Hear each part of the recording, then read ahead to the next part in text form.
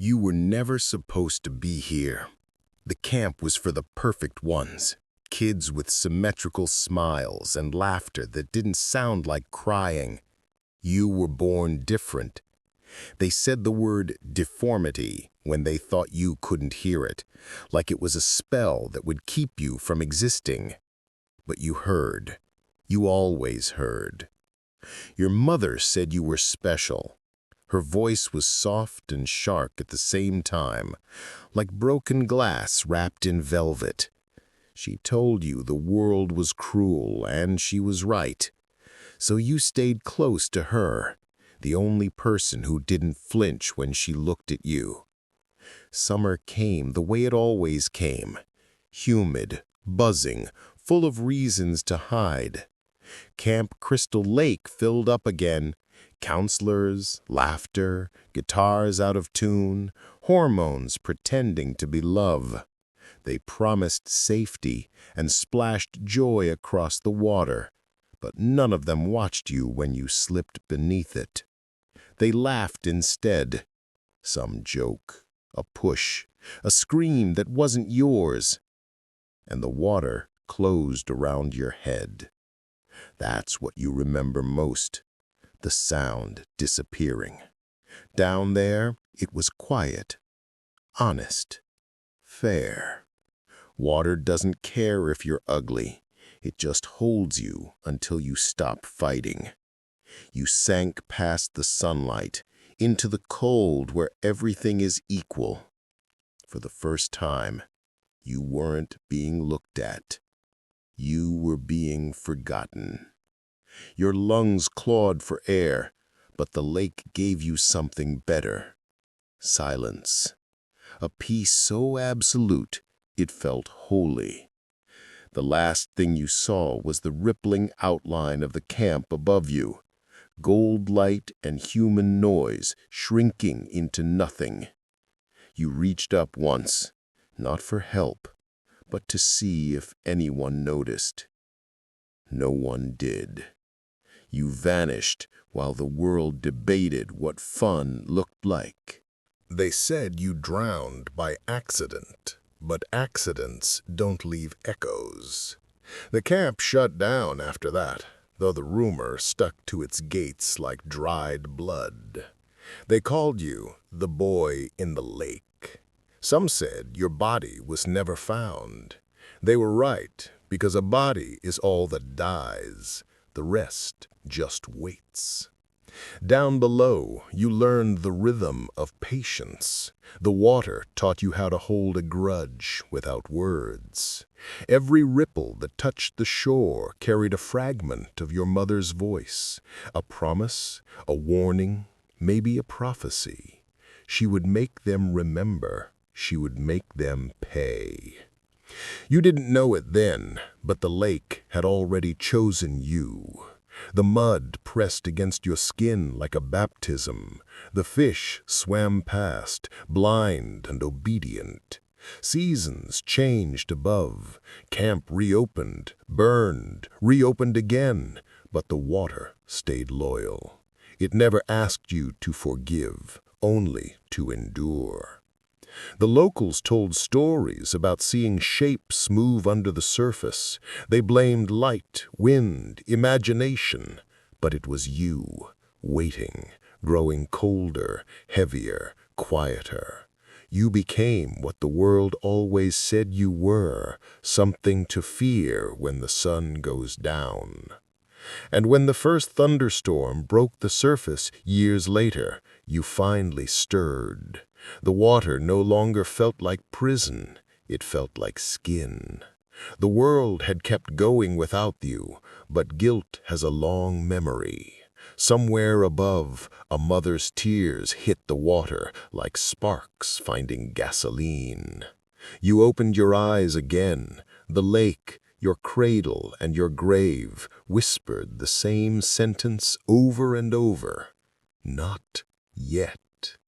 And in that murky silence between death and return, the boy who drowned learned how to wait for the rest of eternity. The lake held you, but it carried her. Pamela Voorhees, mother, savior, executioner, all titles written in the same trembling hand. When they told her you were gone, something inside her snapped like a bone in winter. They said grief broke her. The truth is, it sharpened her. She took the pain, polished it, and turned it into a blade. She kept your name on her tongue like a prayer and a threat. Every time she spoke it, someone else had to bleed. The camp reopened, as it always did, pretending ghosts obey calendars. The new counselors came in with guitars, sun lotion, and arrogance. They sang love songs beside the lake that swallowed you. To her, every laugh was an insult. At night, she heard your voice. It wasn't real, not the way people mean real, but that never mattered. Mothers don't need proof to believe in their children. In her mind, you were still out there, scared and calling. So she answered. Knives, ropes, gasoline, and guilt, all the language grief could speak. One by one she erased the living, sculpting revenge in their place. The town called it hysteria. The police called it madness. They missed the point. It was faith of a darker kind, ritual dressed as carnage. Every scream was an amen. You saw you in reflections sometimes, ripples on the lake's surface forming the outline of your face. Sometimes you thought you whispered to her, that your voice came bubbling up through the water. But the lake keeps its own secrets. What she really heard was herself, echoing back. You weren't awake yet, not fully. Somewhere between death and legend, you watched her work. You felt each life she took as a pulse through the water, beating slow and sad. She was trying to bring you home the only way she knew, by dismantling the world that killed you. But the world never listens. It ended on another summer night. The moon was full, as if the sky wanted to witness the crime. She hunted another girl, young, terrified, unarmed, and for once her prey fought back. Steel bit skin, and the matriarch of Camp Crystal Lake finally joined you in the dark. Her head rolled, her eyes still open, searching for you.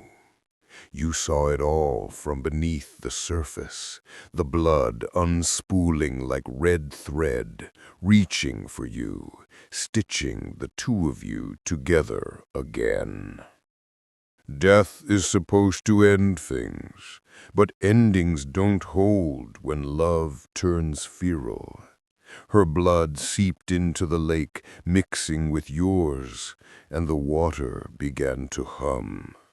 That sound, low, ancient, crawled through the roots, up through the mud, into what was left of your body. Then came the whisper. Not hers exactly, not yours either. Something in between. The sound a wound makes when it decides it isn't ready to close. Wake up, baby. No thunder this time, no lightning, just still air and rotting wood. The camp was quiet, filled with echoes and cheap perfume. Somewhere in that quiet, something moved. Not fast, not human. The surface trembled, the moonlight bent, and a hand broke through the water. Your mother had avenged you, but her vengeance wasn't enough. Love is the disease that survives its host, and so you rose, no longer a boy, not yet a legend, just a promise made flesh. The counselors would tell their stories later, half whispered, half denied. None of them realized that what crawled from the lake that night was not vengeance or punishment. It was love looking for its voice, and it sounded exactly like fear. The night you finally walked out of the lake, the world forgot how to breathe. Every raindrop stilled, every cricket fell silent, as if the planet itself understood what had come back. You weren't reborn, you were reclaimed. The earth surrendered you because it feared keeping you any longer. The first breath you took wasn't air, it was memory. 1,000 drowned moments filled your lungs. Every taunt, every splash, every unkind laugh folded into a single heartbeat. That sound was your resurrection song. Slow, heavy, relentless. The woods welcomed you like an accomplice. Moss muffled your steps. Branches bent to hide your shape. Somewhere nearby, laughter again, young and careless and doomed. The years had changed clothes and slang, but not stupidity. They built cabins where you died, played music where you screamed. Humans turned trauma into tourism. It's what they do best. You found their campfire. Orange light flickered across faces that thought they were safe. The smell of smoke and cheap perfume, the wet shine of beer bottles, they did everything the same, as if ritual could keep the ghosts away. The first swing of your machete cut through the illusion. It was precise, indifferent, perfect.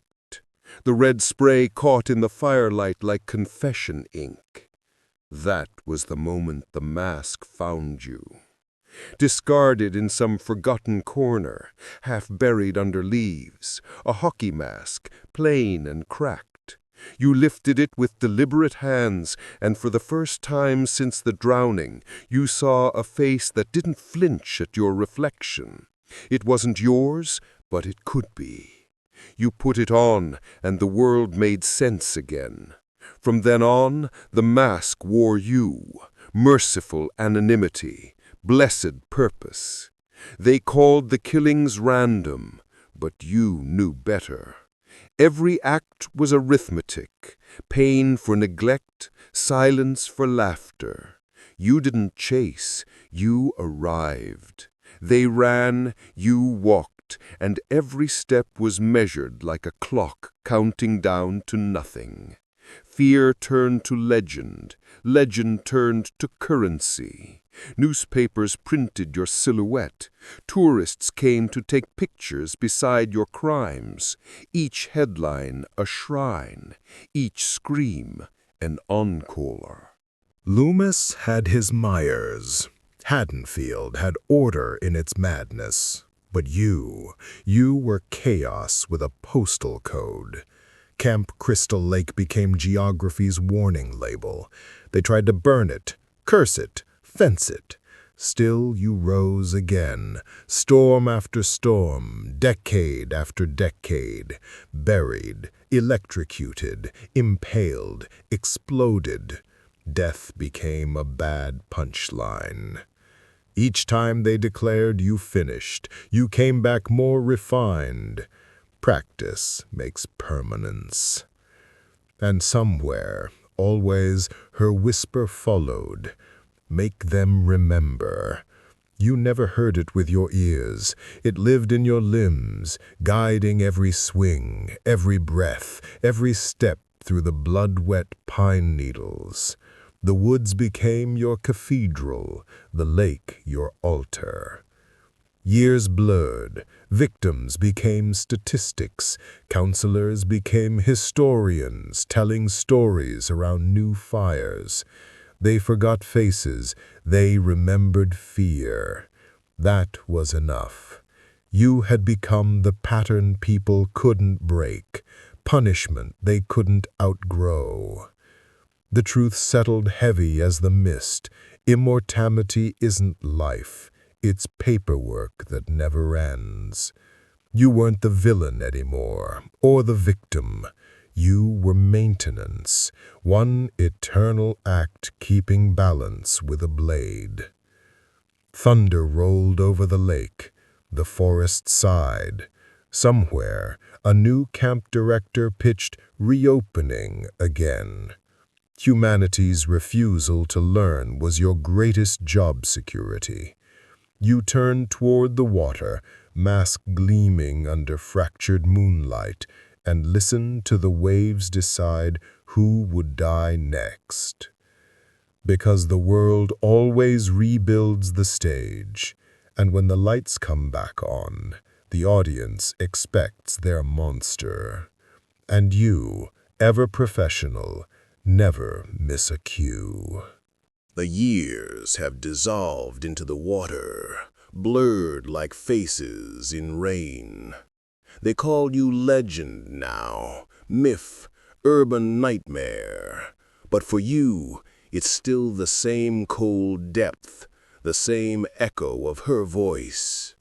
Generations come to worship what they should flee. Tourists, thrill seekers, teenagers drunk on the idea of danger. All of them think they're safe because no one really believes in ghosts anymore. That disbelief is what keeps you alive. Every decade gives you a new costume. Undead, zombie, revenant, force of nature. The truth never changes. You're just a boy who went missing and a mother who couldn't take the silence. The rest is noise. People invent monsters because it helps them sleep. But you've seen the truth in their eyes when the woods go quiet. They don't need to imagine you. They conjure you with fear. You've walked through every kind of night the world can offer. The wet one, the frozen one, the one where hell feels close enough to touch. They've tried burying you, burning you, dropping you into space, for God's sake. Doesn't matter. The lake always reclaims what belongs to it. You don't resurrect, you resurface. Death for you isn't a door, it's a mirror. You go under, see the dark looking back, and rise because reflection demands symmetry. The papers say you're a curse. They write it like flattery.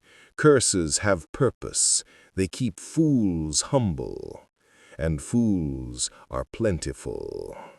Every camp reopened under new management, every promise of safety, each one a handshake deal with denial.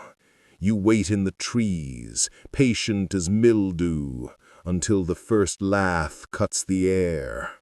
Then you move, slow, uninterested, not rage, routine.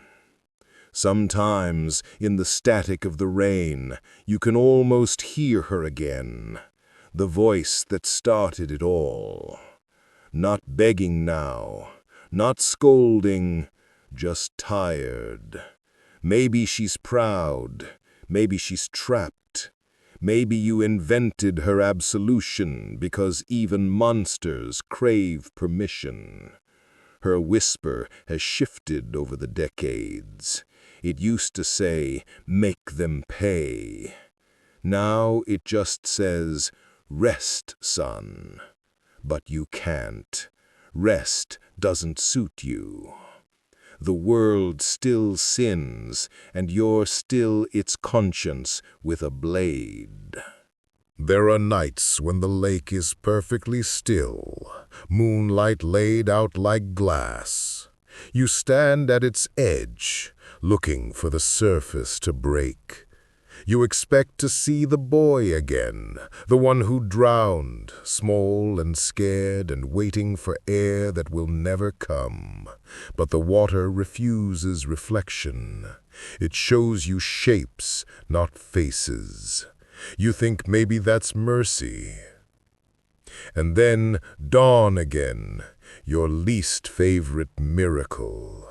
The sky goes pale, the fog thins, and the birds make noise too cheerful to be real. Somewhere, a ranger will discover cabins gutted, fires doused, hearts stopped mid-beat. They'll call it tragedy, coincidence, act of God. They'll call you myth, because myths don't need trials. You return to the lake like clockwork, dragging silence behind you like a wet blanket.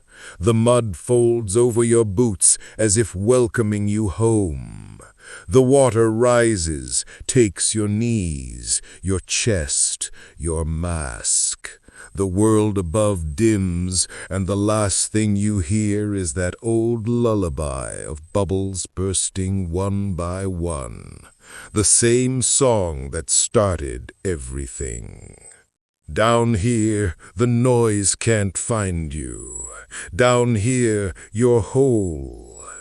You sink not because you're defeated, but because this is where all stories of vengeance end, beneath the surface, where memory can't rot. They will come again, they always do. And when they do, the lake will stir, the ripples will form, and the water will whisper your name.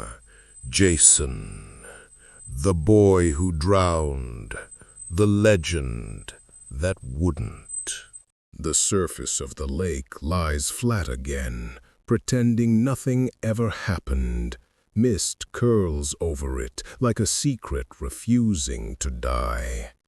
Somewhere in the trees, crickets begin their rehearsal for another summer, another set of strangers daring to mistake peace for safety. Camp Crystal Lake pretends to sleep, but the lake never does. It just listens. If stories are born from guilt, then yours is the purest kind, the one that won't wash off. You began as a tragedy, became a warning, and ended as a habit the world can't quit. They make movies about you now, sell masks in your image. Children wear your face on Halloween, and parents take pictures, not realizing they're teaching another generation to smile at monsters. Somewhere, you'd laugh at the irony if laughter hadn't drowned with you. Up above, the headlines always circle back. Counselors missing, camp closes again. The dates change, the ending never does. Maybe that's the joke. Maybe it's a prayer. Humanity keeps playing its part. Build, forget, return, repeat.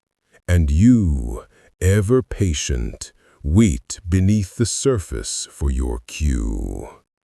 Because you were never a villain, Jason. You were the ghost of consequence, the nightmare born every time someone thinks neglect has no legacy. The lake doesn't keep score, it keeps memory. Every ripple is a receipt for what they owe. The moon slips across the water, silver cutting through black. It looks like light, but it's really just reflection, same as you. There's no redemption here, no end credits, just the endless hum of the lake, whispering your mother's name and yours as one long exhale. The world will forget again, it must. That's how denial works. But when the next storm breaks and the first drop hits the surface, it'll sound like a heartbeat you've heard before. And somewhere beneath the still water, the legend that wouldn't drown opens his eyes.